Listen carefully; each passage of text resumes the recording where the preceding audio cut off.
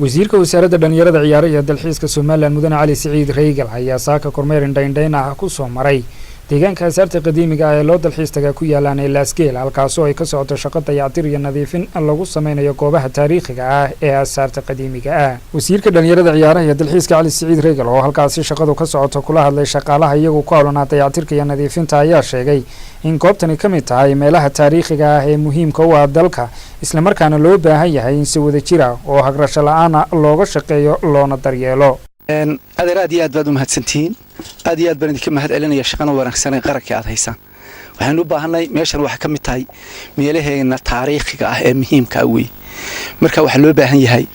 lacag iyo lacag la'aan labadaba in la ilaaliyo lagana shaqeeyo loo baahan yahay. marka waxa iminkana waxa weeyaan shaqo aan baa wadaan ilaa halka uu hoose ilaa halka uu sareysa waa inaad sidaa ka wada dhigtaan nadiifisaan isku sintaan dhirta qortaan meelaha wasakhda oo dhan aad kilin garaysaan. marka way si hagar la'aana waxaan idin ka rabaa meesha inaad hagaajisaan oo iyadoo qurux badan haddii la hadba doorka damaad ku soo noqdo. agaasimaha waaxda dalxiiska ee wasaaradda dhalinyarada ciyaaraha iyo dalxiiska Mudane Ibrahim Maxamed Shide oo isna halkaasi ka hadlay ayaa sheegay in goobtani tahay meel Soomaaliland oo dhan ka dhaxaysa isla markaana lagu faano. waan mahadnaqayaa TV qaranka iyo wasiirka halkan yimi waan mahadnaqaynaa labadaba shaqaalahana waan mahadnaqaynaa shaqaalahana waa shaqaale meesha ka shaqeynayay oo waday waa deegaanka waan mahadnaqaynaa waan ogaanaynaa